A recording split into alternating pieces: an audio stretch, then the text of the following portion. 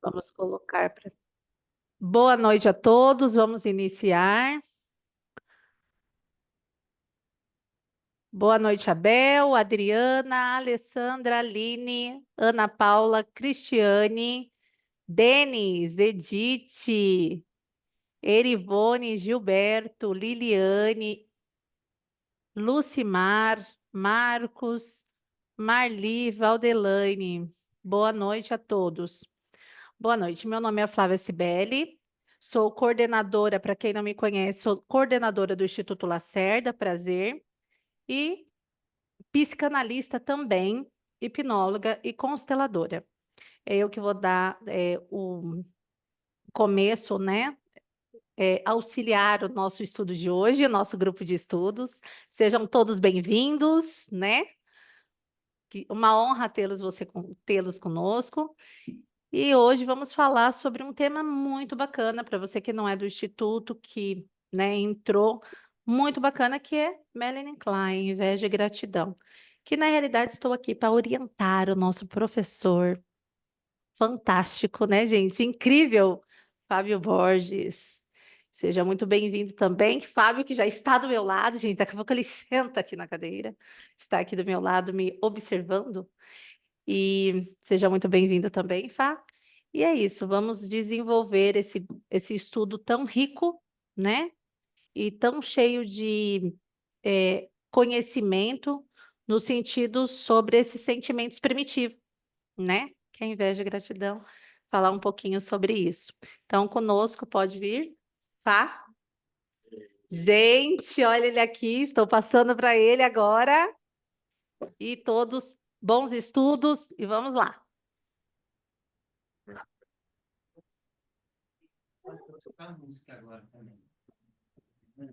Olá, boa noite.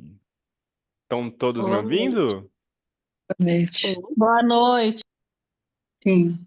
Ah, que coisa boa. Gente, ó, eu costumo falar um pouquinho alto, então se eu estiver falando muito alto, vocês me avisam para eu diminuir aqui, que às vezes eu me empolgo.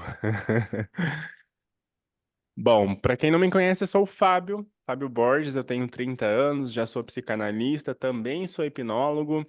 ah, Fui aluno aqui do Instituto de Campinas, me formei aqui, comecei a atuar já como professor. Tô gostando aí dessa jornada, fazendo bastante atividade, me desenvolvendo como profissional. E, obviamente, o Instituto ele tem dado muitas aberturas para que nós profissionais consigamos nos desenvolver cada vez mais. É uma honra estar aqui. Obrigado, Flávia, pelas palavras. Sejam todos muito bem-vindos aqui. Quem já faz parte do Instituto, é bom tê-los aqui. Quem não faz parte do Instituto e veio para conhecer, sejam todos muito bem-vindos também. Como a Flávia disse, hoje vamos falar sobre inveja e gratidão da nossa querida e grande psicanalista Melanie Klein. Eu deixei aqui as minhas redes sociais, né, que é meu Instagram, e também deixei o meu telefone para contato, caso alguém se interessa, pode falar comigo para tirar dúvidas, para trocar ideias, para tomar um café. Bom, eu vou precisar ficar tomando água, que a minha sinusite está um pouquinho atacada, mas nada que nos atrapalhe. Então vamos lá.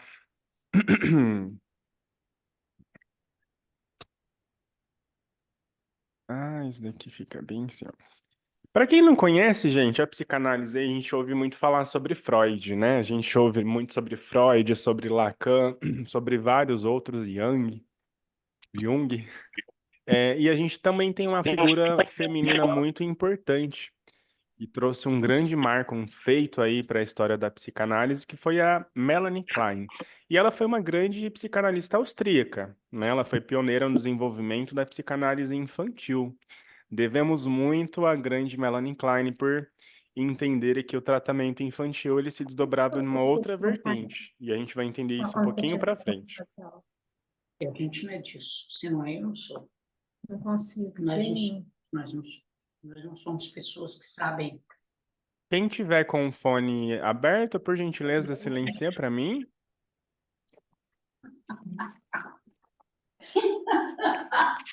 Como que silencia aqui? Você deixou o negócio aberto e eles conversando aqui? Não, peraí. Saindo da sala de bate-papo? Eu não acredito. Bom, gente, vamos lá. Quem tiver com o microfone aberto e conseguir silenciar, eu agradeço. Então, vamos dar continuidade aqui, ó. Então, a Melanie Klein, ela foi uma psicanalista austríaca, pioneira no desenvolvimento da psicanálise infantil. Ela foi muito inspirada aí pelas ideias de Freud, né? Ela conheceu Freud aí em 1916 e 17, e ela focou em entender os processos psíquicos das crianças, especialmente no que diz respeito ao desenvolvimento emocional na relação com o pai, ou seja, lá na parte onde a criança nasce, o neném, como se constrói essa relação, como é a relação do pai com a mãe, principalmente o afeto com a mãe, né? Então, como que se desenvolve a cabeça, a personalidade, o ego, os princípios, como que o bebê tem essa relação com os seus pais na infância. Então, ela aprofunda bastante nisso, faz bastante estudo, e a gente vai ver várias ideias surgindo aí pela frente. Ela vai introduzir técnicas inovadoras, como brincar, né? Então, ela conhece Freud, e para quem não sabe, Freud, lá no seu início, ele atendia também crianças, mas ele atendia a crianças de forma tradicional, assim como ele atendia os adultos. Então, os adultos naquele tempo, na verdade, as crianças naquele tempo, elas se vestiam teoricamente como adultos, né? As roupinhas aí, eles trajavam as crianças como adultos. E Freud achava que para tratar a criança ele devia usar os mesmos métodos que utilizava no adulto. E aí veio Melanie Klein e disse: Freud, para que a gente consiga tratar a criança, né, ela não vai conseguir ter uma elaboração. Então a gente precisa introduzir o brincar, que o brincar vai permitir com que a criança interprete os seus sentimentos inconscientes. E aí isso é de uma forma muito semelhante à análise dos sonhos nos adultos, né?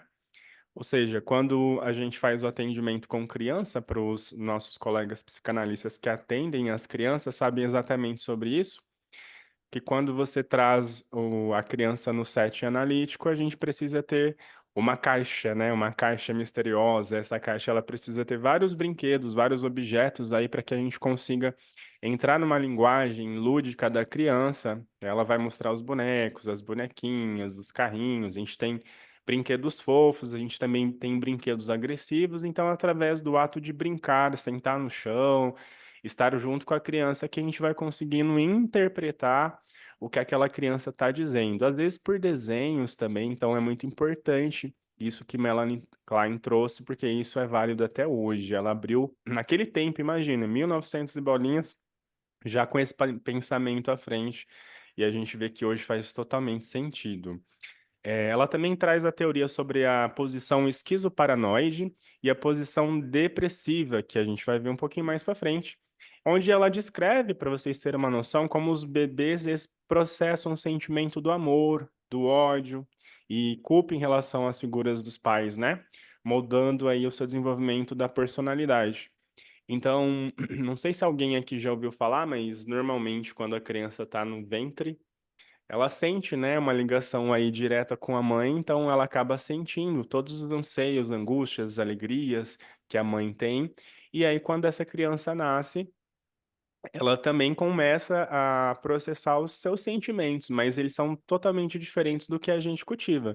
Então, como que uma criança consegue associar o que são esses sentimentos se ela é apenas uma criança e ainda está em desenvolvimento? Então, ela foi bem profundo aí na sua pesquisa e aí vai responder isso para a gente daqui a pouquinho. Além disso, gente, ela teve uma grande influência também na teoria das relações objetais. Isso significa que ela propôs as primeiras interações com objetos, né, principalmente a mãe, trazendo isso para uma linguagem fácil de entender. O objeto de desejo do neném, né, na mãe é o seio, porque é através do seio que o neném ele consegue o alimento dele. Então, o objeto principal aí na relação da criança é a sua mãe. Elas são fundamentais para a formação do ego e da estrutura psíquica. E a sua obra revolucionou a psicanálise, como eu disse, gerando grandes embates importantes, especialmente com Ana Freud. E aí, através disso, ela moldou a história da psicanálise. Ah, tem que clicar aqui. Essa daqui, ó, à esquerda, para quem estiver vendo à esquerda, é Melanie Klein. Aqui é o nenenzinho, a cara do neném. Melanie Klein aí com a sua dedicação às crianças. Essa é uma foto dela. De uma visão geral que a gente vai ver, né? O primeiro contato, como eu disse, com a obra de Freud foi em 1916. Somente em 1920 ela conheceu Freud. Em 23 ela se dedicou integralmente à psicanálise. Ela tinha um sonho de ir para medicina, pois ela se mudou e aí ela queria ir para artes e para história. E aí ela começou a fazer análise, aí ela teve esse primeiro contato com a obra de Freud em 1916. A princípio, ela começou a fazer terapia, análise com um outro psicanalista, que era um conhecido dela, e foi através desse amigo dela que ela foi incentivada a se dedicar à psicanálise, mas na vertente das crianças. E aí foi isso que ela fez. Em 1923, ela foi diretamente aí adicionada à psicanálise, onde ela trouxe novamente, como eu disse, o brincar com as crianças no modo do tratamento, onde ela se traz no conceito de seio bom e seio mal, que é a esquizoparanoide também tem relação, que a gente vai discutir um pouquinho mais para frente. E aí, gente, ela iniciou seus estudos, né, sobre a influência do Freud, mas logo ela desenvolveu suas próprias ideias. Antigamente, quando a gente via Freud, Jung, Lacan, todos eles tinham grandes ideias, né? Eles se reuniam e discutiam e debatiam seus casos, seus feitos, e obviamente cada um vai seguindo numa linhagem, né? E aí Klein vem com as suas contribuições para o campo da psicanálise infantil, e ela sempre vai se destacar por tudo que ela colocou à prática naquele tempo e vem reverberando nos dias de hoje. Essa principal inovação dela foi a técnica da análise infantil, como eu disse para vocês, que ela brincava com as crianças para entender o processo inconsciente, trazendo assim uma revolução constante para a psicanálise. Psicologia e a pedagogia, por exemplo, tem bastante estudo enraizado sobre Melanie Klein. Então, ela é uma grande psicanalista à frente do seu tempo, assim como Freud também foi.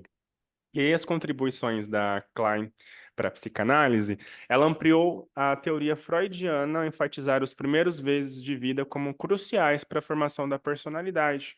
Então, Freud, ele desenvolvia aí suas tópicas, né, na construção do id, do superego, desculpa, do ego e do superego, e ele vai trazendo as fases onde a criança vai crescendo, e aí a Melanie Klein dá uma aprofundada, ela enfatiza, na verdade, os primeiros meses de vida para tentar entender e trazer à tona como que será que uma criança desenvolve a sua relação, seus sentimentos e outras questões. E o seu trabalho ele vai oferecer uma compreensão profunda das emoções primitivas, né, especialmente da inveja, e como ela pode comprometer a capacidade da gratidão e do amor. O conceito da reparação também é central para entender a capacidade humana de superar os impulsos destrutivos e de desenvolver uma vida emocional saudável. E aí, o legado de Klein na psicanálise moderna é que a teoria kleiniana continua sendo estudada e aplicada, como eu disse para vocês, especialmente no tratamento de transtornos relacionados à agressividade, baixa autoestima e incapacidade de formar vínculos afetivos. Então, olha que engraçado, né? Obviamente, o senso comum, às vezes a gente ouve coisas assim. Ah, a gente tem que olhar para frente, não vamos ver do passado, não se pode olhar para o passado, porque olhar para o passado e entender sobre o que aconteceu não resolve o problema. E às vezes, gente, é uma abertura de caminhos aí que vocês não têm noção. Quando a gente consegue entender da onde vem o nosso comportamento, o que está recalcado, né, no nosso inconsciente, o que o nosso cérebro aí, no inconsciente, ele coloca lá no fundo, como se ele colocasse uma pedra em cima e falasse, olha, não vamos olhar para isso. Então são temas complexos, né? Às vezes são traumas ou são assuntos que a gente não está preparado emocionalmente para lidar com aquilo. Ou são coisas pesadas que, naquele momento, o cérebro precisava ocultar numa pastinha de arquivo para mais para frente, quem sabe um dia a gente procurar entender e se aprofundar em quem nós somos, né? Ou tentar descobrir de fato o que nós somos. E aí, gente, ela traz também é, as suas ideias sobre inveja, gratidão e a reparação influenciam os campos como a psicoterapia infantil, análise de relações objetais e a psicologia do desenvolvimento, que é o que eu disse para vocês. Então, muita coisa aí importante é utilizada pela psicologia e pela pedagogia também. Os profissionais da área usam aí a base de Melanie Klein para entender o comportamento dos nenéns, das crianças, e não tem uma outra psicanalista, uma outra teoria que traga coisas mais atuais. Então a gente ainda usa muito os preceitos de Melanie Klein para conseguir dar sequência aí no desenvolvimento das nossas crianças. Tudo bem por aqui? Estão me ouvindo certinho? Então vamos continuar. E aí, gente, esse grupo de estudo ele é baseado nesse livro, que se chama Melanie Klein, Inveja e Gratidão. E aí, para vocês terem uma noção aí, mais ou menos, do contexto da obra, Inveja e Gratidão, ele foi publicado em 1957, representando o auge das reflexões teóricas de Klein sobre o desenvolvimento emocional precoce. E essa obra ela vai explorar a natureza da inveja como uma emoção primitiva, que começa nos primeiros meses de vida. E ela também investiga a relação entre inveja e gratidão como forças opostas que moldam a psique humana. Ou seja, o estudo sobre como o desenvolvimento dos bebês ele se dá, ele vai impactar na nossa vida adulta também, muito mais do que a gente imagina. Está tão comprida. Cadê? Ai, Jesus.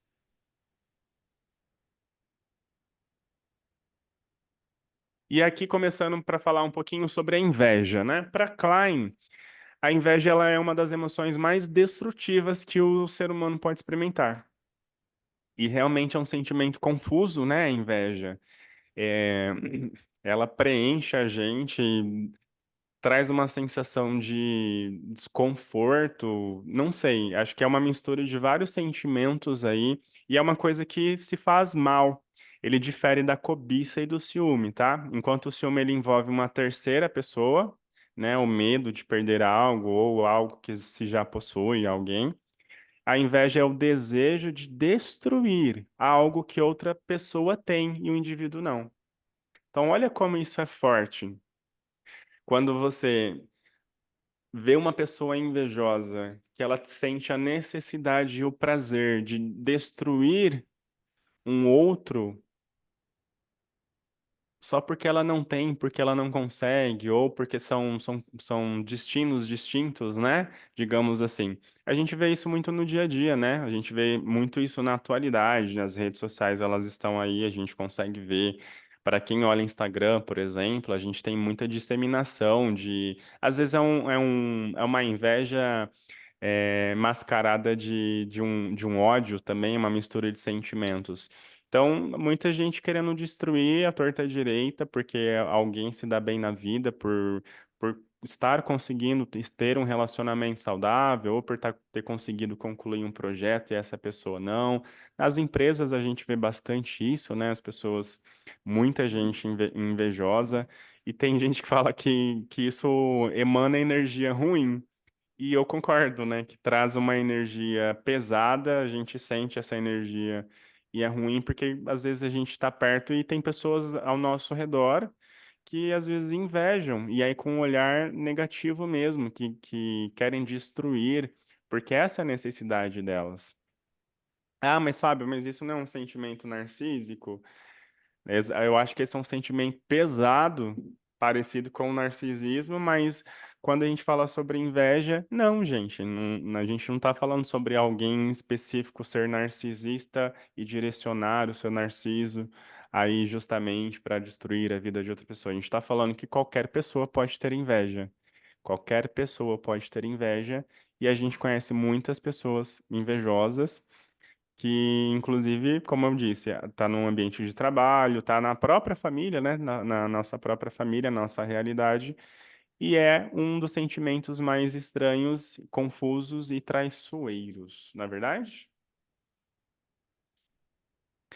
Tem pergunta aqui no chat? Deixa eu ver. Boa noite a todos, boa noite. Bom, é minha primeira vez aqui na live, tô me sentindo, ó. Você comentou que os seios. A Ana Paula. Oi, Ana Paula. Você comentou que os seios são usados pelas crianças como objeto, que o ligam às suas mães. Aham. No caso das mães que não conseguem amamentar, no que isso pode afetar nas ligações entre mãe e filho? Nossa, que pergunta incrível. Deixa eu baixar aqui. Pronto. Respondendo a sua pergunta, Ana Paula, vamos lá. Sim, os seios eles são usados pela criança pelo objeto, que é a necessidade de obtenção, mas o que acontece quando o neném rejeita ou no caso, a mãe morre no parto e etc, né? Hoje o que se coloca muito em pauta é como é o nome daquelas mamadeirinhas pequenininhas? A Chuquinha. Hoje o pessoal costuma relacionar a Chuquinha, né, para conseguir amamentar essas crianças, faz um acompanhamento mais de perto para que consiga trazer a sensação para essa criança de pegar no colo. Às vezes a criança não consegue amamentar. Às vezes a criança não consegue, a mãe não consegue amamentar porque o leite ele não sai ou a criança está mordendo.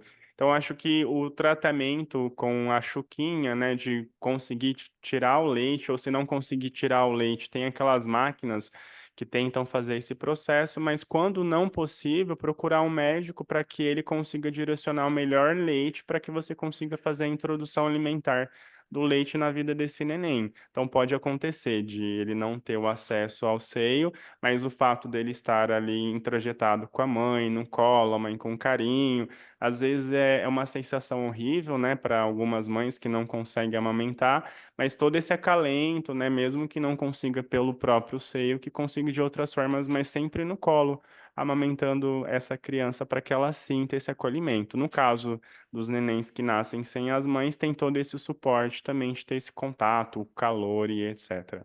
Não sei se eu respondi, se fez sentido para você. Tem mais perguntinha aqui?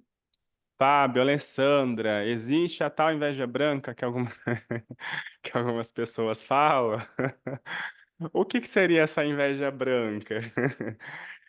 O que eu acredito sobre a inveja no que a Melanie Klein traz, que faz muito sentido, é isso, é de um sentimento devastador, né? De você querer destruir alguém por prazer.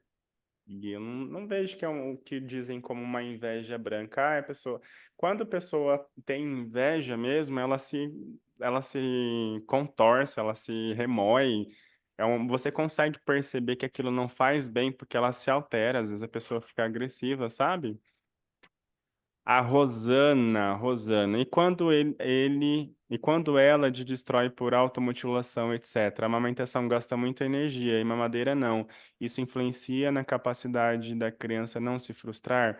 Muito boa pergunta, mas eu vou responder daqui a pouquinho, porque tá aqui no conteúdo, e aí eu vou dar uma aprofundada aqui para vocês entenderem, tá bom?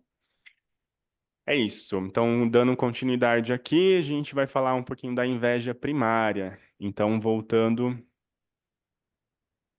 aqui.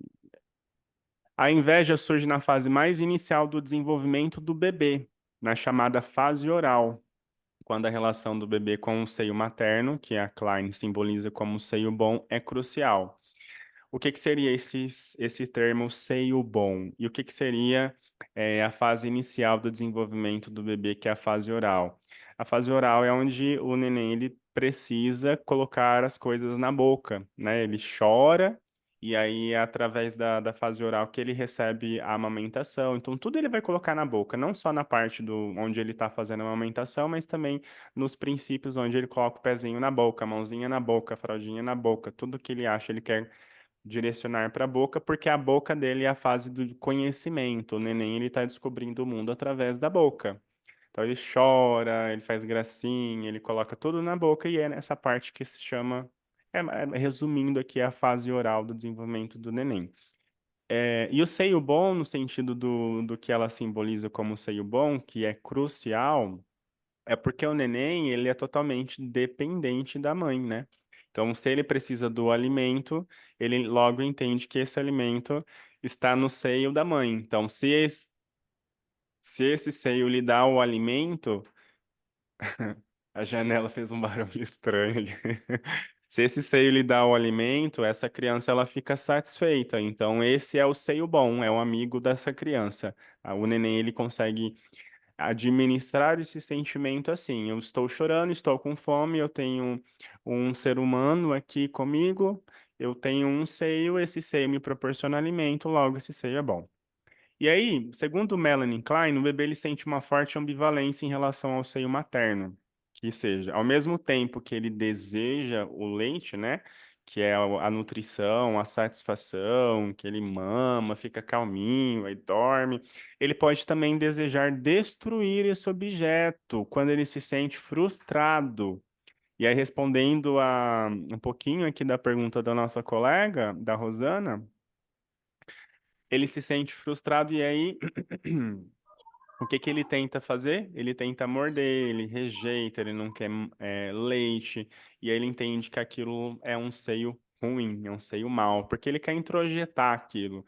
Ele já está alimentado e não satisfeito, ele quer introjetar aquilo dentro de si, ele quer que aquilo seja dele. E aí ele começa a ter uma sensação de confusão. E aí essa nutrição e a satisfação deixa e fica de lado, e ele começa a desejar destruir porque ele não consegue ter esse objeto para ele, esse objeto é de alguém. E aí ele vai morder, ele vai rejeitar, enfim, é isso que acontece quando o neném ele faz isso com as mães. Muitas mães se sentem frustradas, né?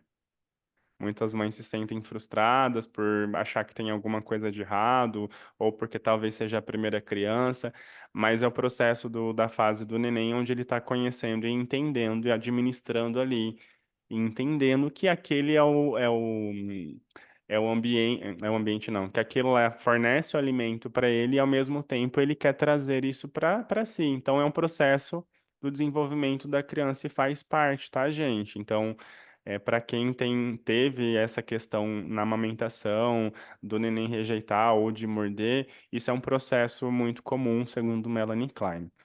A inveja primária, ela é projetada no seio materno, como eu disse, né? Que o bebê pode perceber como bom ou mal, dependendo da satisfação ou frustração que ele sente. Não sei se eu consegui responder aqui a pergunta da Rosana. Coloca aqui nos comentários se fez sentido para vocês.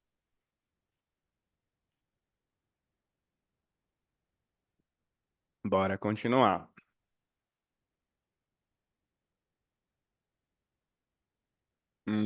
Vamos lá. Rosana, sim. Ah, show de bola, Rosana. Que bom que fez sentido.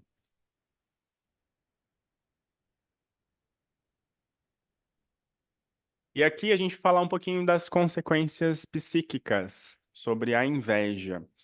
A inveja excessiva, ela pode impedir o desenvolvimento saudável da criação, da capacidade de amor e de relações positivas com o mundo externo.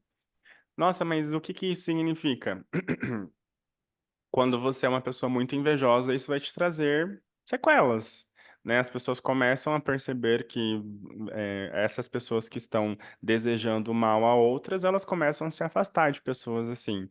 A gente sabe aquela famosa frase de energia, a gente sente energia?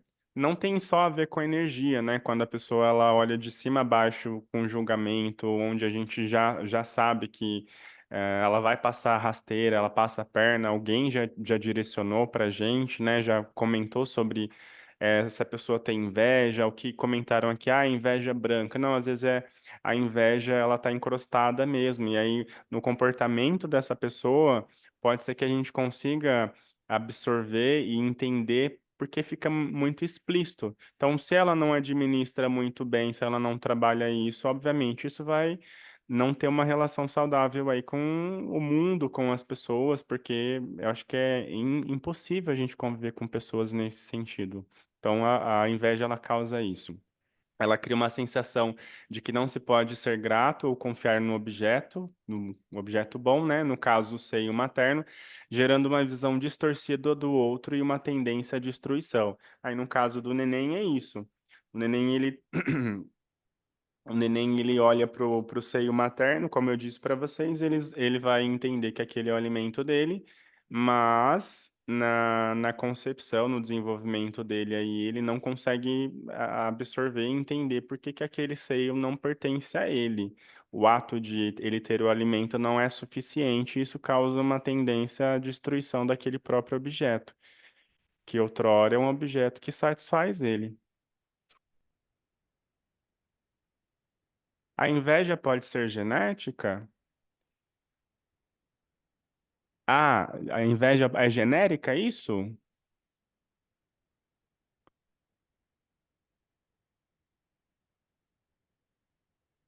Não entendi a pergunta. Genérica em que sentido? Não entendi.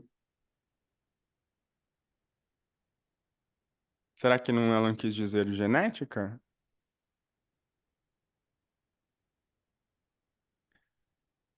Ah, tá respondendo aqui.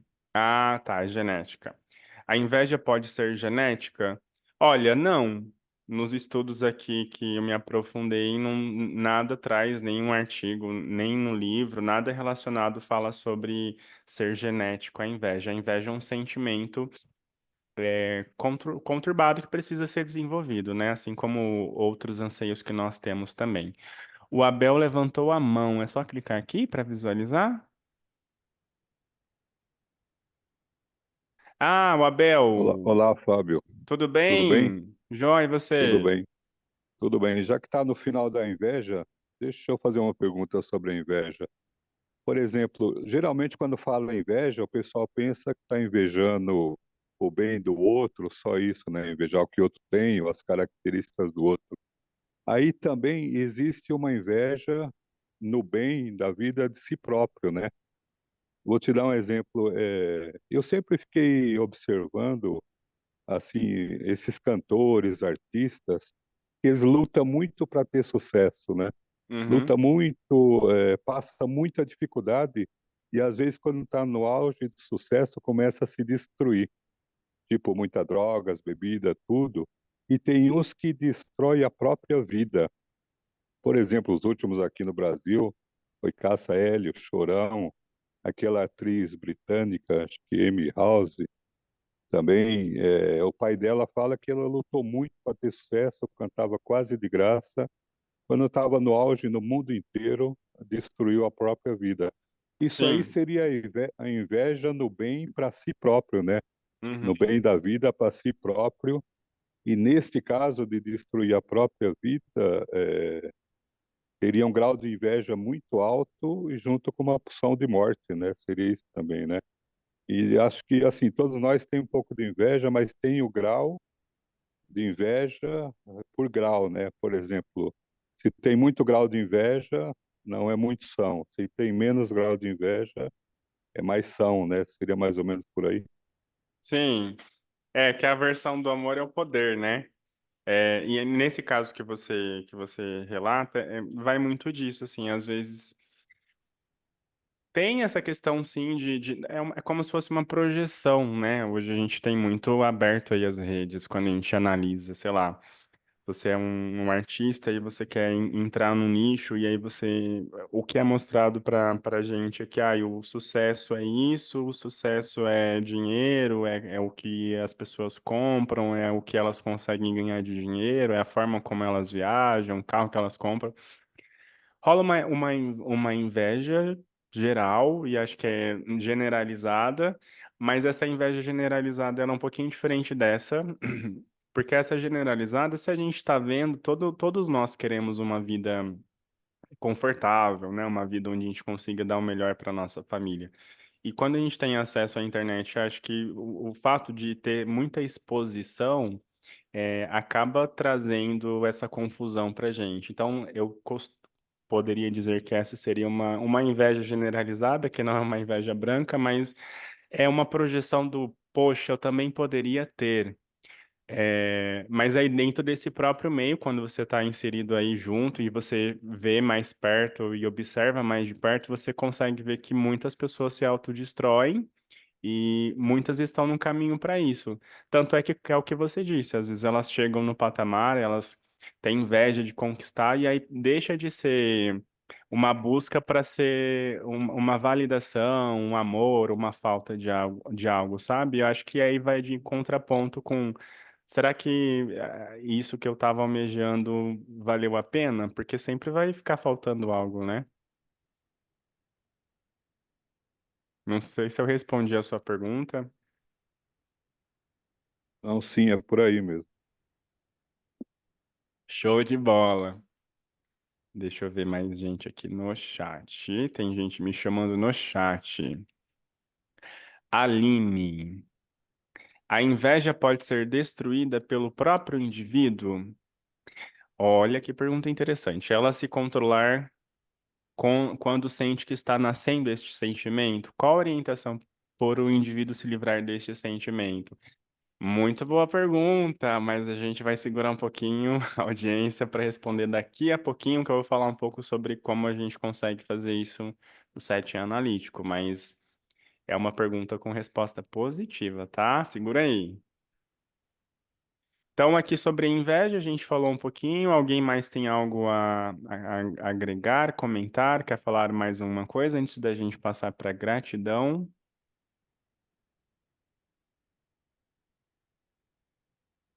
Bom, se alguém quiser, chama aí, eu vou dar continuidade então. Gratidão. O que é a gratidão, gente? É o sentimento que surge quando o bebê reconhece o seio bom. Então é aquilo, né? Ele chorou, teve o acalento ali da mãe, e aí a mãe deu o seio para ele, onde tinha a fonte de alimento, de satisfação, de nutrição. Então ele está grato. Ele entende que a mãe reconfortou e deu o que ele queria. E aí, quando ele sente gratidão, ele é capaz de amar e preservar o objeto bom, ao invés de destruí-lo. Então, ele sabe que aquilo faz bem para ele, que ele está reconfortado, e ele sempre vai querer buscar aquilo, e ao invés de destruir, ele vai querer manter, porque sempre que ele precisar, aquilo vai acalentar ele.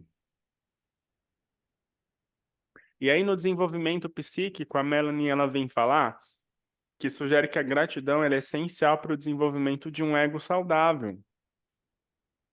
E que a capacidade de sentir gratidão está relacionada à capacidade de reparação, que a reparação é um conceito para ela quando se refere à tentativa inconsciente de consertar ou cuidar de um objeto que foi atacado em fantasia, devido à inveja ou à raiva.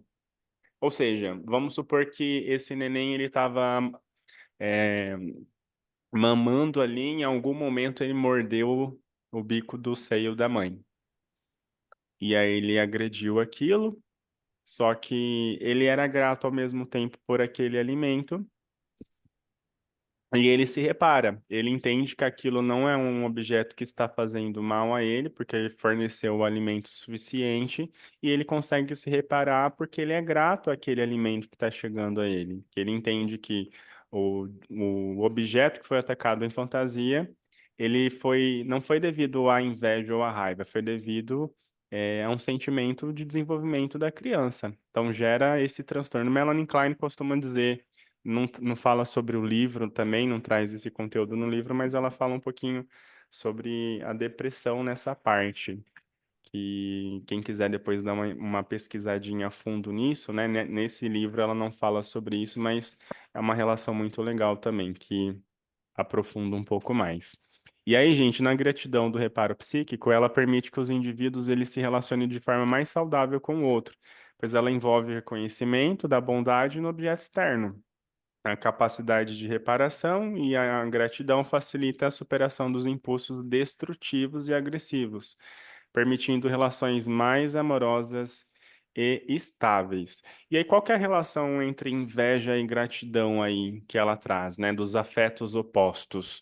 Ela diz que a inveja e a gratidão, elas estão em constante tensão no desenvolvimento psíquico, que é o que a gente vai falar bastante hoje, sobre o neném saber, o bebê saber aonde tem a fonte de alimento e ao mesmo tempo querer e ter o desejo de possuir isso, então isso entra em conflito com ele, por isso que são os opostos, né? A inveja com a sua natureza destrutiva vai desafiar a gratidão, que vai promover a reparação e o cuidado com o objeto amado, no caso o seio. E aí no campo psicanalítico, essa dinâmica ela pode ser vista nos pacientes que apresentam dificuldades em sentir gratidão, que geralmente são dominadas por uma forte agressividade inconsciente. Essa frase aqui geralmente são dominados por uma forte agressividade inconsciente. O fato dessas pessoas, no caso os adultos, né, terem uma dificuldade para sentir gratidão, né, para agradecimento. Então, às vezes a gente não entende o comportamento, mas isso uma coisa vai levando a outra. Como conter o progresso da inveja na criança?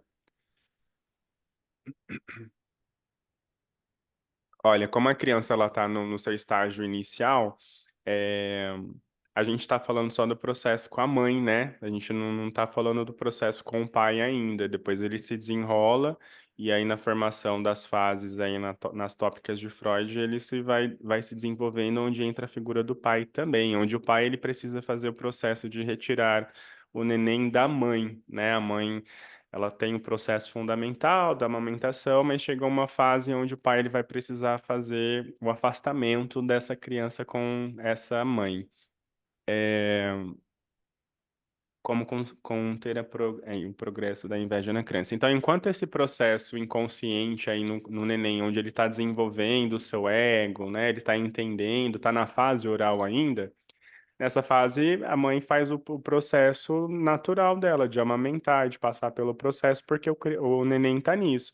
Eu acredito que depois, quando entra a segunda fase, que é do desenvolvimento, onde o pai ele precisa entrar para ajudar a tirar a criança, que seja no processo da desamamentação, a criança ela vai criando um repertório e aí ela deixa de conhecer as coisas pela boca e ela vai para uma outra fase, pode ser a fase anal, a oral, a anal, a fálica, isso vai se desenvolvendo. Então essas fases, só para vocês entenderem, são no decorrer da vida da criança que se vai constituindo. Cada fase existe uma demanda.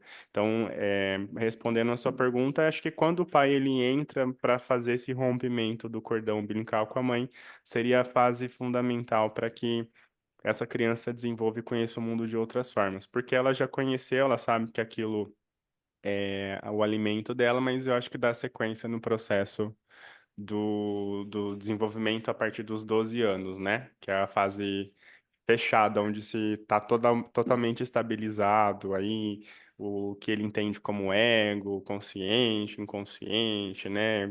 Enfim. Não sei se eu respondi aqui a pergunta.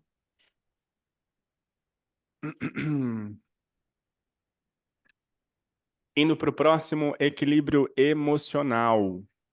A habilidade de sentir gratidão, ela é crucial para o desenvolvimento emocional saudável. Quando a inveja é muito forte, a capacidade de amar e de sentir gratidão fica severamente comprometida. Uma vai inibir a outra. O equilíbrio entre esses dois afetos determina a maneira como o indivíduo se relaciona com o mundo e com os outros. E aí a Klein vai argumentar que o sucesso do desenvolvimento depende de como a pessoa lida com esses sentimentos contraditórios desde a infância. Exatamente por isso que aí acho que contrapõe o que eu acabei de dizer. Os pais eles vão ter o papel fundamental na ajuda da construção do ego dessa criança, do superego, do id, né?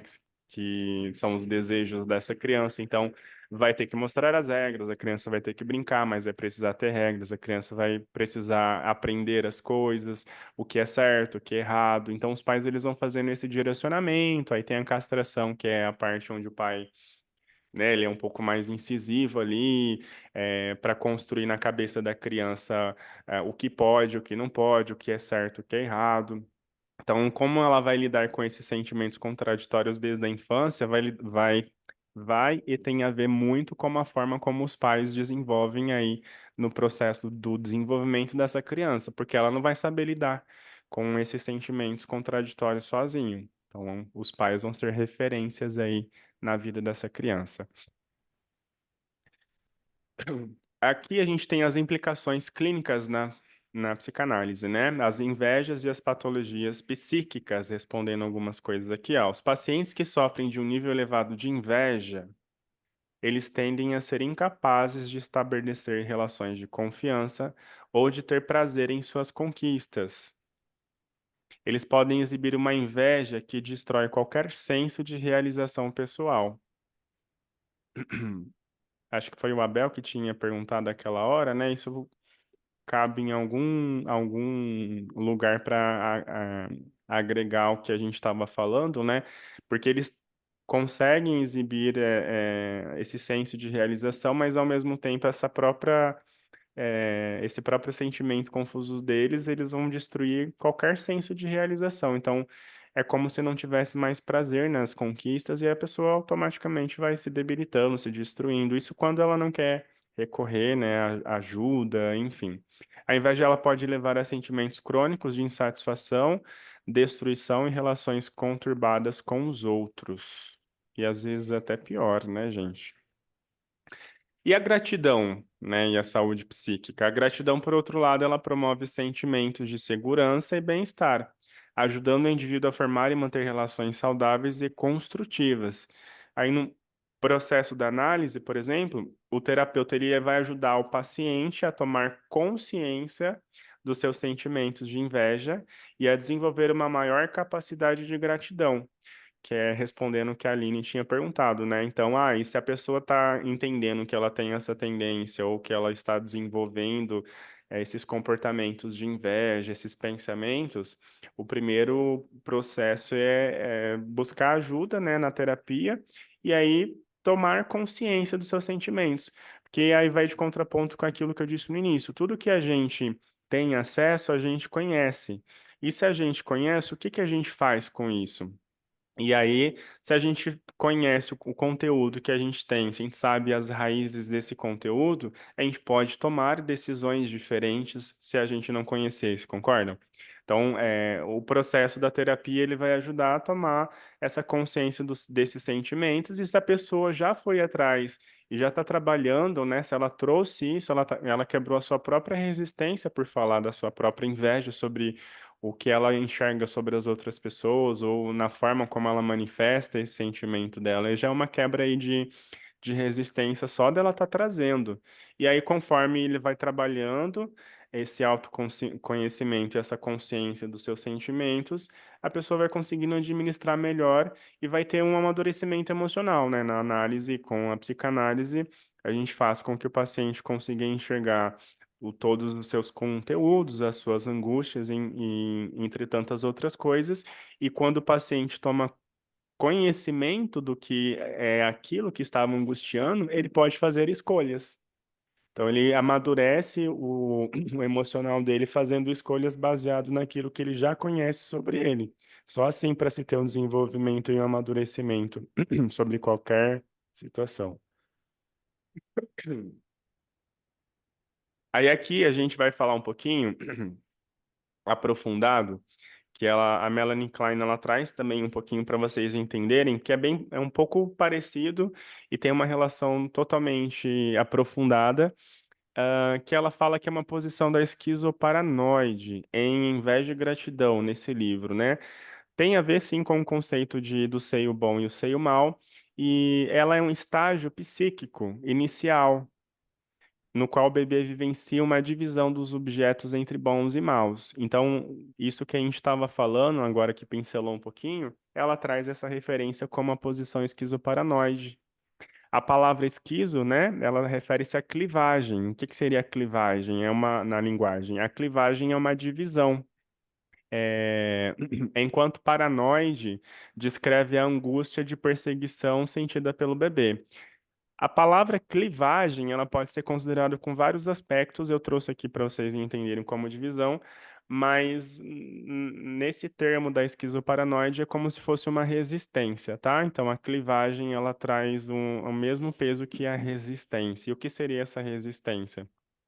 A resistência, sabe quando você tem um conteúdo difícil, sei lá, com o seu filho, você precisa falar sobre um conteúdo difícil, tipo, aí você sabe que o seu filho vai ter uma resistência, porque ele não vai querer falar, aí você vai falar sobre uma coisa importante, ele não vai dar muita atenção, e às vezes você vai contar uma história, dá meia volta e tem, então isso já é uma resistência, né? Existe uma resistência de ambos os lados, talvez nesse sentido, mas na parte da esquizoparanoide, nesse sentido, nas crianças, a clivagem, né, é a resistência, enquanto paranoide descreve a angústia de perseguição sentida pelo bebê. Olha que incrível, gente. Com uma frase, ela causa tanto impacto assim pra gente. A palavra esquizo, vou ler mais uma vez. Esquizo refere-se à clivagem, divisão, enquanto paranoide descreve a angústia de perseguição sentida pelo bebê. Que angústia de perseguição é essa sentida pelo bebê? O bebê vê a mãe, uma pergunta. O bebê vê a mãe, sei o bom, sei o mal. É ele mesmo, correto? Sim. Aqui, instigando novamente, ó, a palavra esquizo, né, seria resistência, divisão. E o paranoide, ele vai descrever a angústia da perseguição sentida pelo bebê. Então, o bebê, ele pode ter esse processo onde ele se sente perseguido. E aí, nesse processo onde ele se sente perseguido, vai conflitar. E aí conflita no que ele não sabe entender se é bom, se é ruim, se a pessoa que possui o objeto, que no caso é o seio, está perseguindo ela, porque não quer dar aquele objeto para a criança. Então, por isso que ela se refere como a esquizoparanoide. Essa posição ela vai ocorrer nos primeiros meses da vida e é fundamental para entender os mecanismos de defesa primitivos, que vai aparecer como uma fase onde o bebê tenta lidar com a ansiedade provocada pelos impulsos destrutivos internos e externos. Muita coisa. Então, como que o neném vai lidar com isso? Ela costuma dizer que a ansiedade ela já mora ali. Então, existe um conflito, né, de entender esses mecanismos de defesa e tudo está ligado diretamente com a criança ao seio. Então, vou dar um exemplo para vocês. Às vezes o neném, ele morde o bico do seio da mãe, e aí ele morde o bico do seio da mãe, aí a mãe sente dor, e aí ele vê que a mãe fica triste, ele vê que a mãe fica afastada. O que que esse bebê vai fazer? Normalmente ele vai recompensar essa mãe, né? Que daí ele vai trazer a gratidão. Ele vai fazer alguma gracinha, vai dar risada, vai fazer alguma coisa divertida para colocar a mãozinha no rosto, né? Brincar com a mãe como forma de gratidão, porque ele tá lidando com tudo isso, ele está lidando com a ansiedade que existe dentro dele, porque são impulsos destrutivos que acontecem de forma interna e também de forma externa, porque a priori ele estava conhecendo aí o mundo só na fase oral, através da boca. Depois ele começa a entender as coisas e criar aí a sua relação com o mundo. E aí a posição esquizoparanoide abordada no livro, deixa eu só ver aqui antes. Tem perguntinha, só um instantinho. Fico pensando nas mães que tentaram um aborto que rejeitaram a gravidez toda. Rosana, fico pensando nas mães que tentaram um aborto que rejeitaram a gravidez toda. Gente, a criança, infelizmente, ela vai sentir. Tem estudos que comprovam isso, né? Que como a ligação ela é direta, tem outros estudos aí que vão comprovar que a criança vai sim sentir essa relação. Às vezes ela não de forma consciente, tá? Ah, eu lembro o que foi dito, ou eu sonhei. Não, na maioria das vezes isso vai reverberar no comportamento dessa pessoa na vida adulta. Então, aí, quando ela vai para análise, ela vai tratar a análise, ela vai tendo insights, ela pode lembrar claramente se aquilo foi uma coisa muito pesada, ou tem outras formas também, tem outras ferramentas que podem ajudar também nesse processo, mas criança, infelizmente, sente. E o pior é que quando existe uma tentativa de aborto, né, muitas mães que tentam fazer e não conseguem, às vezes têm uma relação ruim com as filhas e falam sobre isso, né? Jogam na cara sobre a tentativa e isso é muito grave, principalmente quando são crianças, né? Então, às vezes, uma coisa falada, uma frase falada de uma maneira por uma criança vai perseguir ela para a vida inteira. A posição esquizoparanoide abordada no livro, ela tem a relação com a inveja primária, e a Klein vai analisar como a inveja primária, sentida pelo bebê, está profundamente relacionada à posição, né, esquizoparanoide. O bebê, ele divide o seio em bom, que nutre e satisfaz, o mal que frustra. A inveja destrutiva faz com que o bebê deseje atacar o seio bom, levando a uma experiência paranoide de perseguição. Então, aqui reforça mais uma vez aquilo que a gente está falando hoje. E aí o neném, ele vai ter essa parte destrutiva, ele vai introjetar nele e ele vai ter uma experiência paranoide de perseguição. Logo quando criança. Imagina nós, como adultos, às vezes, na maior parte, né, somos neuróticos, com a estrutura psicológica neurótica, né, com os nossos conflitos, as nossas vozes internas. Imagina quando a gente tem um pensamento fixado ou uma mania de perseguição, né? É confuso para a gente disseminar isso. Imagina para um neném que não sabe o que está acontecendo. Alessandra, na hipnose esse conteúdo da fase fetal pode vir à tona? Com certeza. Na hipnose você pode trabalhar com a regressão, né? Faz o aprofundamento aí, tem várias possibilidades para você conseguir acessar, sim. E aí a hipnose você vai fazendo a abordagem, trabalhando aos poucos. E se você todo mundo tem abertura para fazer a hipnose, né? Se você estiver preparada e quiser buscar ajuda ou por um paciente, né? No caso de setting, você pode correlacionar uma ferramenta com a outra para ajudar. Toda forma de tratamento ela é válida, né? Mas a hipnose é uma das ferramentas que ajudam nesse processo, sim, e é muito bom. Só para salientar aqui, no caso da hipnose, você tem que ir com profissionais realmente que estejam preparados, né? Porque pode ter uma abreação, que às vezes você está fazendo um processo aí para tentar ir de encontro a alguma coisa específica, e aí você faz um processo que tem uma abreação, então o profissional ele tem que estar preparado. O que seria uma abreação? Aí a pessoa começa a chorar muito, não consegue parar de chorar, ou a pessoa começa a ter calafrios ou uma ansiedade, então o profissional ele tem que estar preparado para fazer esse tratamento, tá? Um tratamento aprofundado, que mexe bastante, traz um alívio incrível, e é muito bom. A inveja e a destruição. A Klein sugere que a inveja na posição esquizoparanoide é tão forte que o bebê, gente, vai destruir o seio que alimenta, acreditando que essa destruição salvará da frustração. Então, na mentalidade dele é isso, né? Ele não quer se frustrar, então ele vai destruir. Só que em contraponto, de novo, ele vai entrar numa paranoia. Porque como que ele vai destruir o que vai salvar ele da frustração se ele vai ficar sem aquilo? Isso gera uma sensação da angústia paranoide, pois o bebê teme ser atacado pelo seio mal, que ele mesmo tentou destruir em fantasia.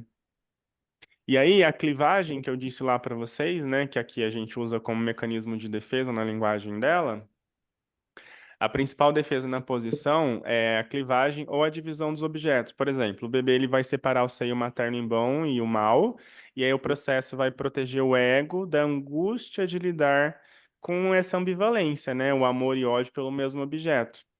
A projeção da identificação projetiva, onde o bebê vai projetar suas partes ruins no seio mal e vai se identificar com ele. Isso cria um ciclo onde ele acredita que o objeto externo é perseguidor e destrutivo. Então, vocês conseguem observar que nessa parte aqui, ó, o bebê projeta suas partes ruins no seu seio mal. O que seriam as partes ruins do bebê?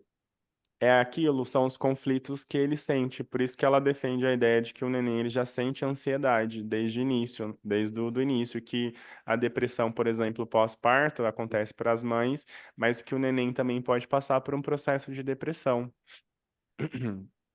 Essa projeção também reforça a experiência de que os impulsos agressivos e invejosos estão fora do bebê, o que provoca uma sensação de paranoia. Aí, falando desse sentimento de perseguição, Nessa posição, o bebê ele vai experimentar uma sensação de que o seio mal está atacando, perseguindo, que é o que a gente viu, e a angústia paranoide surge da projeção dos impulsos agressivos do próprio bebê, fazendo sentir que o objeto externo, o seio materno, quer destruí-lo em retorno. Então, ele cria realmente toda essa fantasia em volta dele. A gente vê que fala o tempo inteiro do seio bom, do seio mal, de uma paranoia dele querer destruir, mas que alimenta ele. O tempo inteiro a gente vê no livro, né? O livro ele fala bastante sobre isso, é um assunto bem denso, mas muito interessante sobre o bebê ele ter esses conflitos internos e aí não entender o que está acontecendo, talvez ir desenvolver uma ansiedade, depois ir para a depressão. Tudo isso vai cessar, gente, quando eu falei para vocês, o processo lá do complexo de Édipo, né? Que é quando o pai ele entra na jogada, entra na ação para trazer o neném para perto de si. O que é trazer o neném para perto de si? É depois que o bebê ele já mamou, ele tem que tirar um pouco a posição da mãe de campo para colocar a posição do pai também, porque é nesse momento aí que começa a se desenvolver a noção de desejos, né, que são o id, do ego e o superego, que são as normas, as regras e etc. Mas, nossa, o neném, a criança tão pequena, depois que mamou, como que vai saber? A criança, ela observa muito, né, e como que a gente aprende? A gente aprende as coisas repetindo. Então, se a criança ela é totalmente dependente, tudo que os pais ensinarem ou que ela vê, ela vai reverberar. Como ela não sabe falar ainda, no comportamento dela a gente vai conseguir notar. E a inveja como fonte de agressividade. A inveja é a fonte central dessa agressividade. O bebê inveja o objeto bom que tem algo que ele deseja, mas ao mesmo tempo quer destruí-lo para ressentir sua bondade. Isso cria uma dinâmica em que a destruição projetada gera o medo de uma retaliação do objeto. Tá tudo bem por aí? Deixa eu ver a carinha aqui de vocês. Faz um joinha aí pra mim, quem tiver com vídeo. Vocês estão me entendendo? É um assunto bastante. Ah, Ivone lá, a Alessandra também, tô vendo na câmera. Mais ou menos, é confuso. O que que você não conseguiu absorver e o que que você ainda está em dúvida? Você quer falar um pouquinho? Parte da perseguição para mim foi bem complicado, ansiedade de perseguição, não, eu não consegui entender direito. Tá. Deixa eu ver se eu consigo explicar de outra forma. É, você já é aluna? Você é professora? Ah, você Sou é... aluna, não sou professora, não. Ah, que legal. Então vamos lá. Sabe quando entra as fases que eu falei para você, né, do desenvolvimento da criança, de X a X anos, de Y, Z e tal. Beleza. O que que a Melanie vai tentar sugerir, né, e trazer aí como estudo é exatamente isso, como que ela consegue observar o desenvolvimento de um serzinho que não fala, né, através do comportamento, e o que vai justificar esse comportamento agressivo dessa criança. Ah, o processo da ansiedade, ele está muito ligado com, é como se fosse uma angústia, né, nesse neném, porque ele conflita, né, ele sabe que o alimento, que a mãe vai dar o alimento para ele. Então ele chora, chora, chora, porque na hora que a mãe chegar lá com o alimento dele, ele vai cessar esse choro. Então ele entende que ele já foi alimentado. Só que às vezes ele chora, chora, chora, chora, não satisfeito com o processo da alimentação, é como se ele quisesse introjetar, ele quisesse aquele seio para ele. Porque ele entende que tem uma outra pessoa que está com aquele objeto. Por que que esse objeto não é dele? Não precisa acessar uma outra pessoa para ter esse objeto. Ele pode ter quando ele quiser. Então, se a mãe demora para socorrer na hora que ele está acordado, né? Ou acorda no meio da noite, até a mãe chegar lá, então causa um conflito na cabeça do neném, né? Porque ele acha que está distanciando, que ela é um ser mau, que está levando isso para um outro lugar que não ele. Então, isso vai gerar uma ansiedade, uma angústia, e entra num processo de depressão, né? Onde a criança ela não consegue entender. Porque se ela está chorando, a mãe não atende de forma imediata, e ela já cria essa sensação cria essa sensação de que o alimento que ele precisa está longe quando ele necessita, é demorado para chegar. Ele não vai enxergar a mãe como mãe, né? Ele vai enxergar o objeto do desejo dele, que é o alimento. Ele não vai associar que aquela pessoa é a mãe dele. Então, esse processo gera esse conflito nele, que Melanie Klein vem falar que é uma ansiedade que pode evoluir para uma depressão. É uma depressão passageira no neném até ele entender que não existe essa paranoia.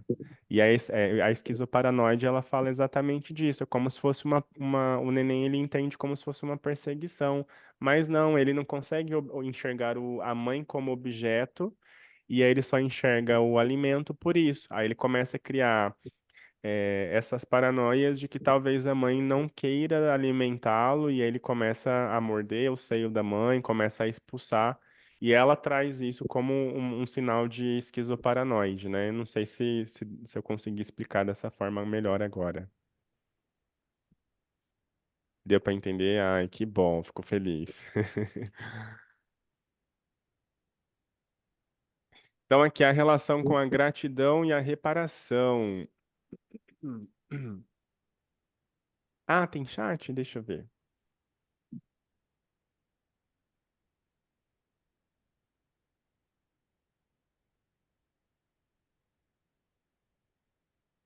Sua aula leva a meditar que isso pode não ser bem elaborado e pode ser etiologia de autismo, de uso de drogas, a Rosana, né? Agressividade até fase adulta, psicopatias. É muito complexo. Na verdade, não é por esse caminho, assim. É porque em vez de gratidão, ela tem essa conotação de falar da fase do desenvolvimento do neném. Às vezes fica confuso pra gente, porque quando a gente, por exemplo, pega as tópicas de Freud, onde ele fala do desenvolvimento, já que a criança vai, cresce, fala e desenvolve, etc. E os pais entram na ativa para, enfim, para a criança aprender todo o processo ela tá à frente, porque daí ela vai instigar na fase de entender o comportamento da criança, né? Por exemplo, para você ter uma noção melhor, quando ela fala para Freud assim, Freud, você não tem que colocar uma criança no divã, uma criança de 3 anos, 4 anos no divã, que essa criança não vai elaborar, essa criança mal sabe falar. E quando você coloca essa criança para brincar, a criança no comportamento dela, no lúdico dela, ela vai conseguir falar para você tudo o que você precisa, né? Então é através desse brincar com ela que ela vai conseguir transferir o conteúdo inconsciente que ela tem para você, diferente do adulto. Então ela olha para a criança no sentido do desenvolvimento para explicar esse essa aproximação com o alimento dela e essa relação de inveja e gratidão. Então, ela é complexa mesmo, né? Os estudos dela, quando a gente pega os livros dela, você vai se aprofundando, você fala, nossa, que incrível! Porque aí depois, quando você consegue desconstruir um pouco essa linguagem, e você está mais dentro, né, do que ela fez e de como isso gera resultado até hoje, como a gente viu lá no início, né, para pedagogia, para psicologia, você consegue entender que faz muito sentido. É que é bem complexo mesmo, é um assunto bem denso.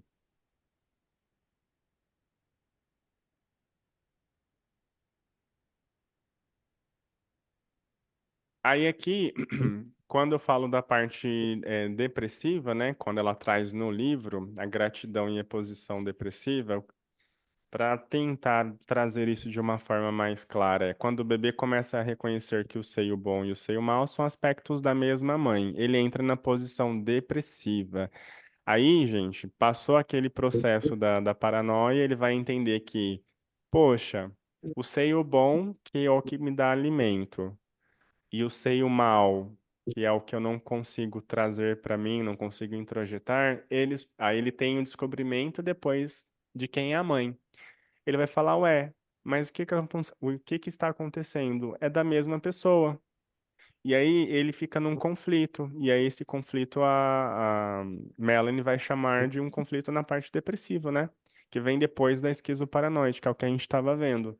Então ele tem aquele anseio, ele vai passar pelo processo de conhecer o bom e o mal, ele vai entrar numa paranoia que ele vai ter um sentimento de perseguição, depois ele vai entender que o mesmo seio bom e o mesmo seio mal pertence à mesma pessoa. E quem é essa pessoa? A mãe. E aí, quando ele entende isso, a criança vai ficar depressiva. E o bebê, ele vai, por exemplo, sentir culpa pelos ataques destrutivos. E aí, aquilo que eu falei para vocês, ele vai começar a tentar reparar os objetos, né? O objeto, no caso, criando assim uma relação mais integrada e menos fragmentada com a mãe. E aí, o bebê, ele vai começar a ficar muito mais próximo, fazer gracinha, mãozinha no rosto, daquelas risadas gostosas. Essa é a maneira de recompensar. Então, tudo isso acontece num processo muito curto até ele conseguir chegar nesse processo de como eu vou recompensar essa pessoa que me deu tudo isso que eu precisava. Tem chat? Vamos ver o chat. Ana Paula. Como desenvolver o sentimento da gratidão nas crianças maiores e adolescentes? Tem algum exemplo? Olha, eu dei uma aula de desenvolvimento, as fases do desenvolvimento, né, da criança até a fase adolescente, e os adolescentes, eles são PDIs, né, pacientes de difícil acesso. É, e esses pacientes de difícil acesso é mais complexo. Eu acredito que o que a gente consiga fazer é sempre ter os pais presentes, né? Acho que é super importante hoje em dia. A gente tem muita demanda, mas antigamente também não tinha tanta tecnologia, tanta loucura, e muitas das vezes a gente tinha repercussões negativas do que a gente vê em adultos hoje. Mas, por exemplo, eu acho que uma conversa é tentar estar próximo, o pai conversar, a mãe conversar, os dois lados conversar. É, Existem outras ferramentas também, né? Tem hipnose, às vezes está com dificuldade, tem constelação familiar. Existem várias outras questões que conseguem ajudar. Às vezes ele está travado ou ele está resistente para um tipo de tratamento, mas isso não significa que você não consiga tentar outros caminhos também. A gente conhece, como eu disse, a psicanálise, ela tem o assunto tratado sobre análise, né, da fala, através da fala, ou cura através da fala, onde o paciente elabora, mas normalmente os adolescentes, eles são bem complicados mesmo para conseguir se expressar, falar dos seus conteúdos, elaborar, porque ele está numa fase aí rebelde, né, ele quer ir contra o mundo, as regras dele, mas existem várias outras ferramentas aí. Mas acho que a priori o que você consegue fazer é isso, né? Ter um diálogo fundamental, conversar sobre todos os pontos que precisam ser conversados, lembrar que a nossa linguagem de adulto é diferente da linguagem do adolescente. Às vezes a gente quer falar sobre um assunto mais complexo e a gente vai tratar isso com o adolescente não vai ter paciência para ouvir o que a gente está querendo dizer. Então, acho que é você estar inteirado em como os filhos, né, os adolescentes funcionam. Sabe esses pais mais descolados que a gente às vezes vê?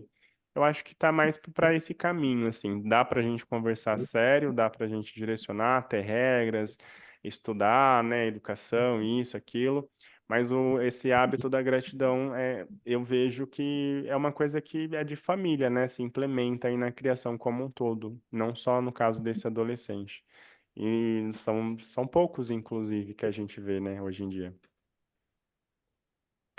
E os mecanismos de defesa na posição, né, da esquizoparanoide, que a gente viu só para reforçar o objeto bom e o mal, para proteger o ego do bebê. A identificação projetiva, que é a projeção de partes más no objeto externo, que gera uma fantasia de perseguição. Destrutividade e reparação. A destrutividade surge da inveja, mas a reparação só pode ocorrer quando o bebê consegue aceitar o objeto bom e integrar suas partes boas e más, que é o que a gente acabou de ver agora há pouco, onde ele entende que o objeto dos dois é a própria mãe. Tem chat agora.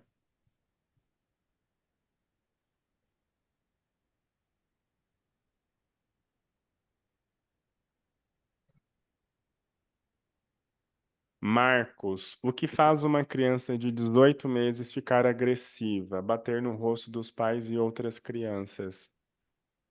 18 meses é 1 ano e 6 meses, né? É... Olha, quando alguém me traz algum relato assim de filho, alguma coisa assim, o que eu sempre costumo perguntar, né? Não sei se é caso de alguém conhecido que você está se referindo, mas a criança, ela normalmente ela repete as coisas, né?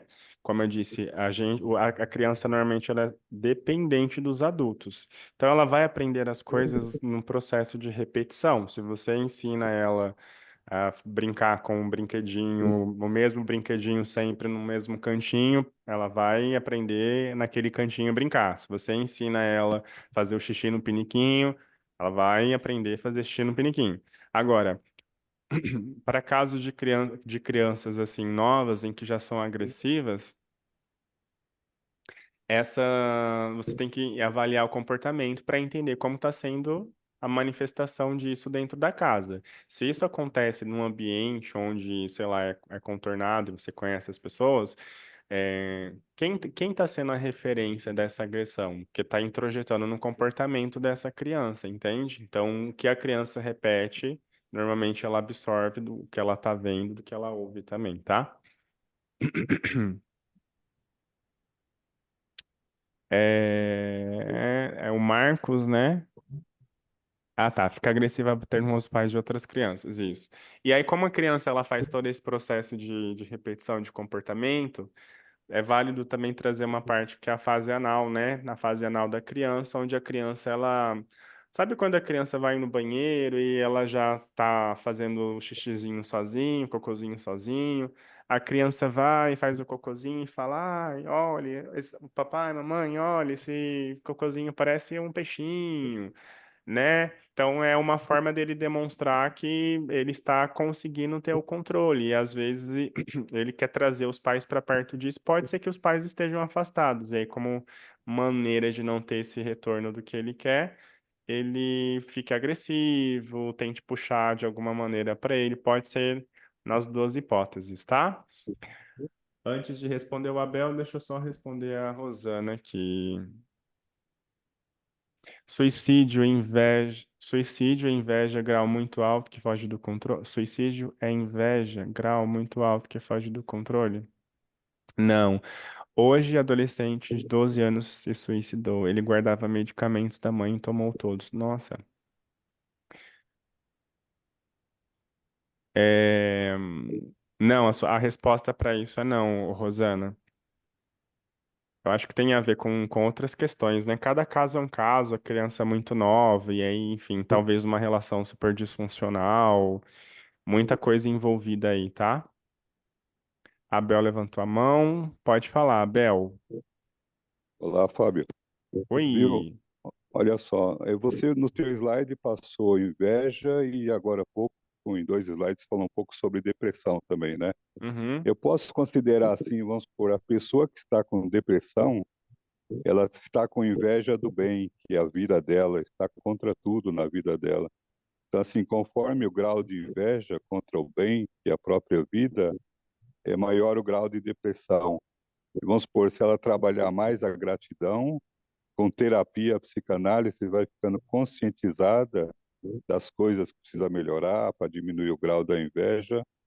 Eu acho que melhora isso aí, não melhora? Assim, o grau de inveja. Ah, não, nessa segunda parte do que você trouxe, eu acho que faz sentido. Acho que da primeira, talvez nem tanto, porque a depressão, nesse sentido tratada, ela está associada só com a fase do neném estar confuso. Mas aí, quando vai se desenvolvendo a inveja, aí sim. Porque a inveja ela vai trazer resquícios negativos, beleza, para sua vida, mas ela não vai ser um agravante para te trazer uma depressão por conta da inveja. Pode ser que tenha uma outra estrutura por trás disso, não necessariamente a inveja que vai te trazer uma depressão, entende? Mas com toda certeza ela pode ser trabalhada aí no setting para que a pessoa consiga lidar melhor com isso.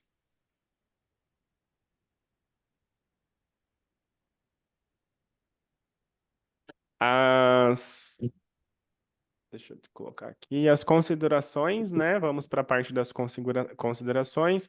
A inveja como parte do desenvolvimento normal. Para Melanie Klein, a inveja faz parte do desenvolvimento normal, mas sua intensidade, como ela é processada, podem determinar a saúde mental futura.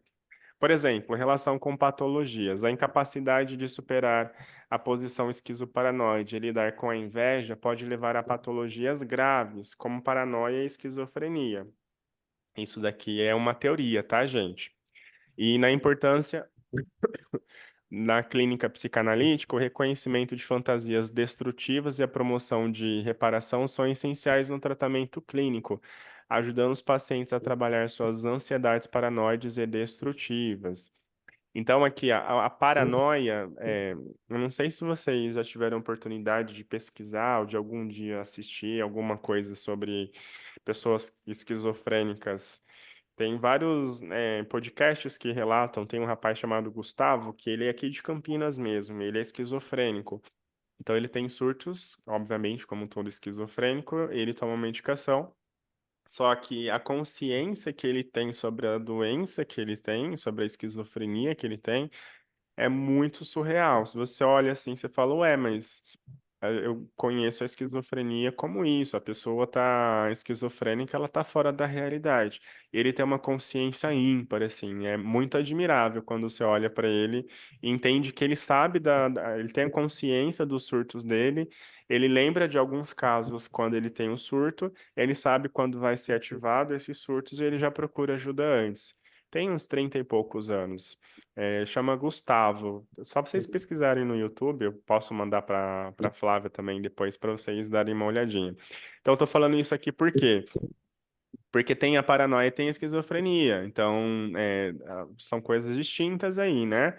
Você pode desencadear a paranoia, mas não ser esquizofrênico. Você pode ser um depressivo, paranoico, ter desculpa, uma depressão paranoica, onde você vai ter um pensamento fixado, você vai idealizar, ficar construindo coisas que não existem, que aí não necessariamente chega a ser uma esquizofrenia, mas no caso, em casos agudos graves onde não se desenvolve, pode gerar sim um lapso aí de surto psicótico, aí obviamente vir até o processo da esquizofrenia, tá? Então, quando na clínica psicanalítica existe o reconhecimento dessas fantasias que são destrutivas e a reparação são essenciais no tratamento clínico e vai ajudar o paciente a trabalhar suas ansiedades paranoides e destrutivas. Eu atendo uma paciente, obviamente não vou expor, né, por sigilo aí ético, mas é interessante que a narrativa, às vezes, que se constrói dentro do que ela traz de história, de uma paranoia, que ela não consegue ter uma noção disso, e agora ela está aprendendo a reconhecer que talvez essa narrativa seja uma própria invenção de como ela conseguiu estar saindo de um conteúdo que ela não quer adentrar. Então ela fala, olha, hoje eu consigo entender que isso daqui é a minha cabeça construindo uma história para eu acreditar, para talvez eu não ter que enfrentar outra coisa. Então o processo da terapia ajuda nisso, né? Dessa consciência e de mostrar ali para o que ela está criando como narrativa ou não.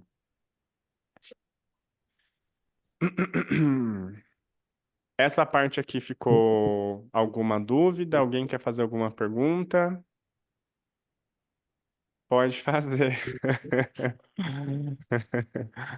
Todo mundo quietinho.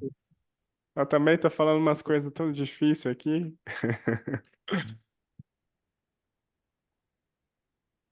Deixa eu ver aqui.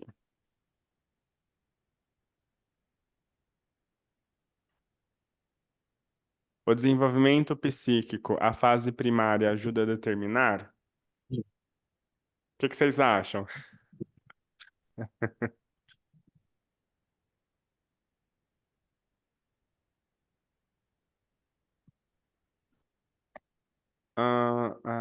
Consegui maximizar. Vocês acham que o desenvolvimento. Como que foi a pergunta da Flávia, perdão? Que o desenvolvimento psíquico na fase primária ajuda a determinar? Determinar o quê? O desenvolvimento da capacidade do... Ah, tá. Vocês acreditam, gente, que o desenvolvimento psíquico na fase primária ajuda a determinar aí neurose, perversão, essas coisas? O que vocês acham? Ou não tem relação? Pode. Ah, já estão escrevendo. Sim, Marcos, boa noite. Quer falar um pouquinho sobre?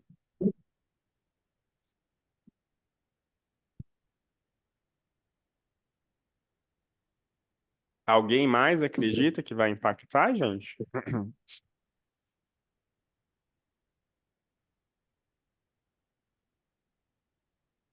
Quando a gente fala do desenvolvimento primário, é de tudo isso, né? É de começar. Não. Gostei do não. Por quê? A estrutura não está completa, a nossa estrutura psíquica não está completamente formada só depois do complexo de Édipo. Sim, até os 12 Então, anos, né, ela se desenvolve, na verdade. O complexo de Édipo é uma então das partes. como a gente conseguiria é, saber a estrutura psíquica em um bebê se ele nem chegou a terminar o desenvolvimento completo? Então, mas se inicia na fase primária e vai se desenvolvendo. Sim, mas aí não seria só na fase do bebê que ela perguntou? É só na fase do bebê? Ah, não, né? O que ela quis dizer, então, é desde a primária. Se fosse só na fase do bebê, talvez faria sentido, né? Que ela tá falando. Mas agora que eu entendi, é na fase primária do desenvolvimento completo. É que se inicia no primário e aí se desenvolve e fecha o ciclo. É agora que eu entendi certinho. Você acha Eu que... não entendi. Como assim, na fase primária? É que a fase primária quando o neném nasce, né? O neném nasceu, a fase primária, e vai indo para as fases. A fase oral, anal, a fálica, enfim. Aí ele vai se desenvolvendo conforme a idade vai passando. Mas a fase primária é quando o neném nasce, ele está totalmente dependente aí da sua mãe, do objeto de desejo, né? E aí você acha que nessa fase dá para você saber a estrutura na fase primária, no nascer do bebê? Não, ó. Não. O desenvolvimento psíquico, né, na fase primária ajuda a determinar as neuroses ou as perversões. O desenvolvimento na fase no todo, como um completo, não é só na fase primária da criança. Quando a gente fala do desenvolvimento primário, a gente está falando do desenvolvimento completo desde o início. Então, sim. Então, mudei minha resposta.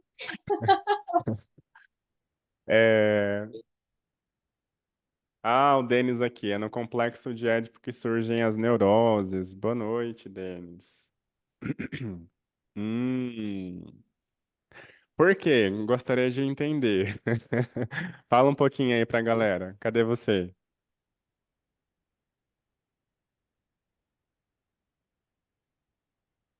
Ó, eu participei Tô da sua. aparecendo. Aê! Aí. Tudo Boa noite, bem? Fábio. Tudo bom? Boa noite para todo mundo. Então, eu entendo, né? Que só para complementar, né, Fábio? Eu entendo que as neuroses, né, e as estruturas psíquicas, elas se desenvolvem a partir do complexo de Édipo. Porém, né, o desenvolvimento desse lado psíquico, né, do aparelho psíquico, desde a primeira fase, vai fazer com que a criança, né, ela atravesse de uma forma melhor o complexo de Édipo, né? Porque os transtornos e como que eu posso dizer? O mau atravessamento, né? Passar de uma forma não muito legal, não passar muito bem, a criança não passar por essa fase do complexo de Édipo muito bem, vai trazer transtornos maiores na vida adulta, né? Então é daí que surgem as neuroses, as perversões e tudo mais. Então o desenvolvimento psíquico, ele é a mãe sabendo tratar, cuidar bem do filho, vai fazer com que ele atravesse de uma melhor maneira o complexo de Édipo e refletindo isso nas estruturas psíquicas, né? Se houver Se nesse primeiro desenvolvimento a criança ela tiver a falta, né, da mãe, lógico que não existe aquela mãe suficientemente boa, como diz Melanie Klein, né, que é aquela que não falta, que está a todo tempo. Mas se a criança falta, né, se ela sente demais essa falta ou o exagero, né, dessa mãe, ela não vai atravessar muito bem o complexo de Édipo e vai desencadear aí várias objeções futuras, Uhum. se é que me entende. Mas eu imagino que é isso. Não sei se eu consegui contribuir aí com a fala e com o estudo, Fábio. Entendi, show de bola. Brigadão, Denis. Contribuiu bastante aí. Muito bom, muito bom. Bom, gente, a gente está chegando no fim. E como que eu minimizo agora essa tela aqui? É sobre o tratamento. Como que eu falo? Como que eu passo aqui para essa tela? Acho que eu saí daqui, não sei diminuir. Aqui não.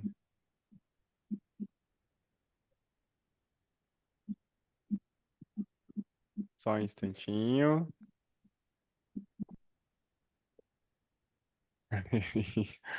Não.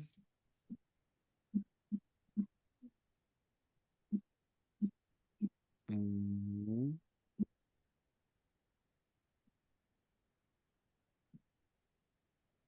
Tratamento. Vocês estão vendo a tela aí? Não.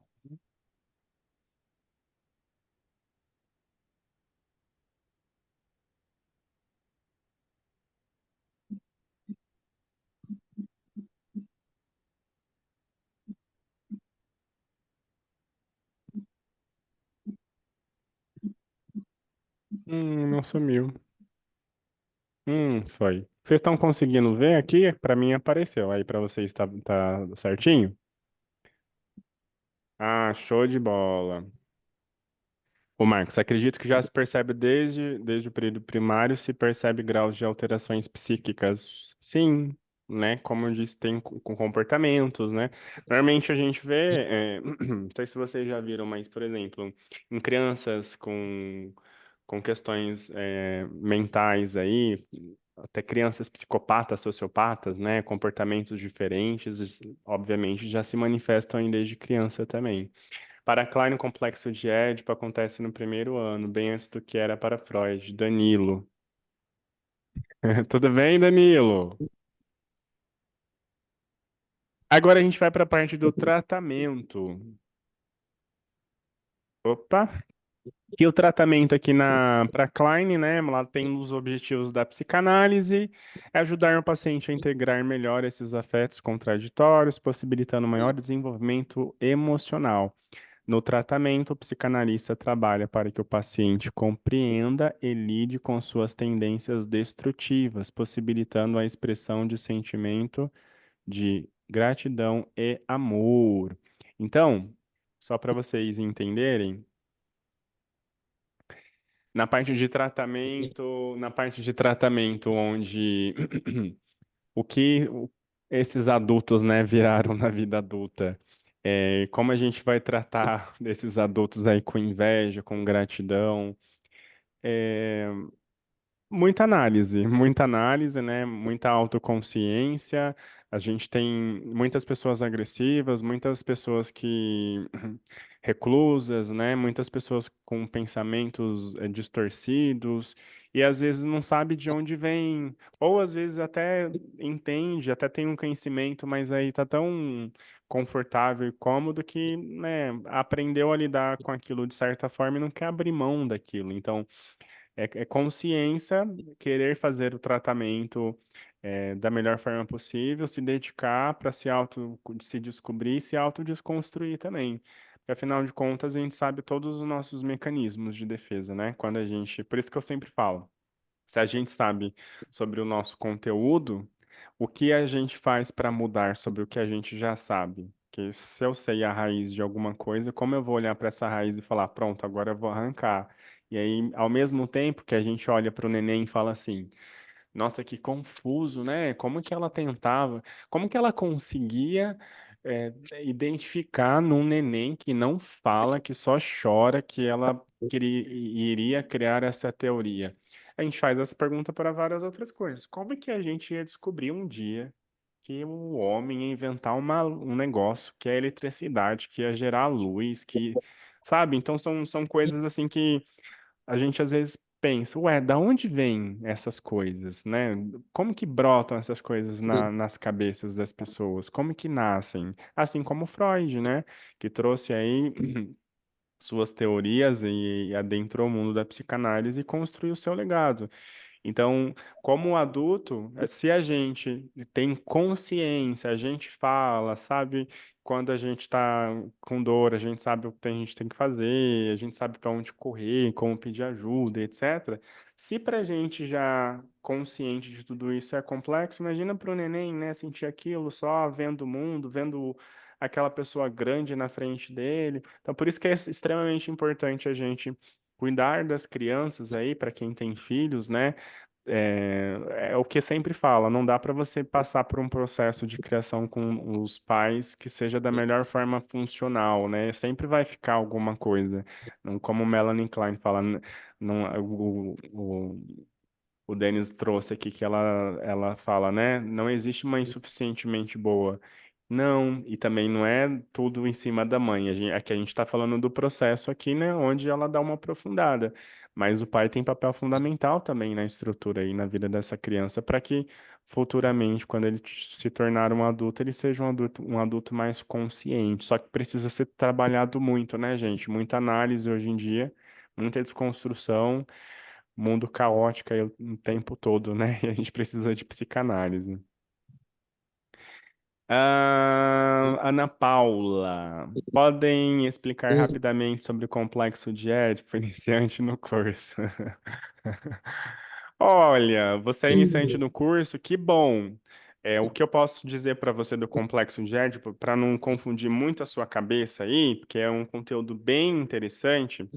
É, eu, por exemplo, eu gosto de assistir muito vídeo, né? Procurar conteúdos mais leves, assim, nesse sentido, que me ajudam a digerir, né? Eu sou muito visual, então isso ajuda bastante. Então, vamos lá.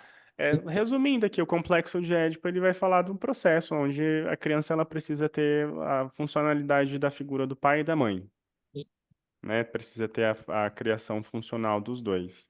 Então, existe todo esse processo da criação, e aí existe várias fases, né? Que são uma das teorias de Freud, que ele traz as tópicas, ele separa as fases aí da criança no seu desenvolvimento. Então, ele vai trazer faixas etárias para definir cada fase dessa criança no desenvolvimento, e ele vai falar do processo onde o pai precisa puxar a criança para perto de si, que aí o pai ele precisa castrar essa criança, né? E o castrar é no sentido de como se fosse um banimento, digamos assim, para ficar mais bonito, né? Ele vai mostrar ali, falar, olha, agora você precisa vir aqui, então sai um pouco do pé da saia da sua mãe, vamos ali brincar com umas coisas diferentes, vamos ver como que é o mundo, vamos colocar o pé no barro, vamos fazer umas artes, vamos, sabe? Então, o complexo de Édipo, ele é essa funcionalidade aí, esse processo onde precisa das duas figuras atuantes, mas em que em determinado tempo o pai precisa separar a mãe,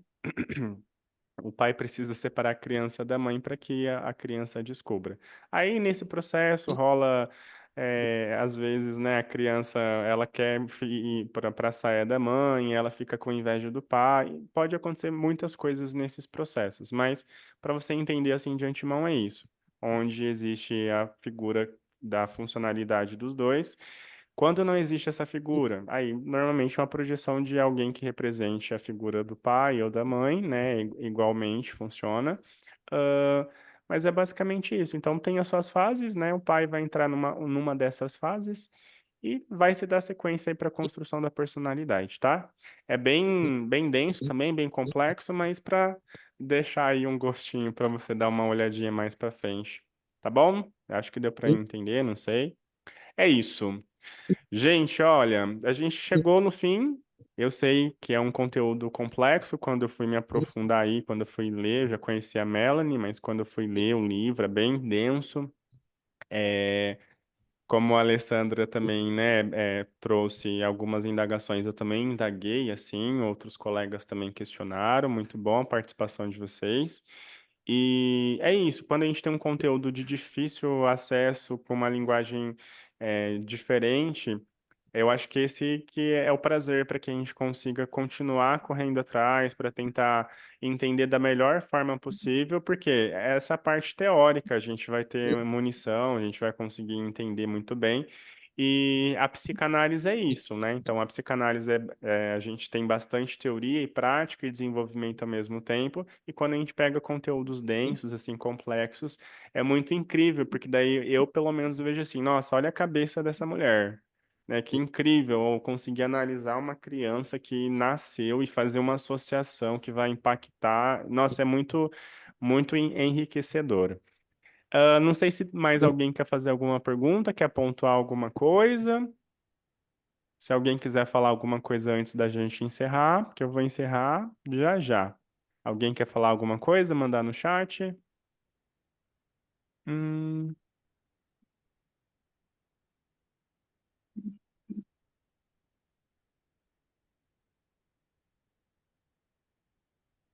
Bom, todo mundo quietinho.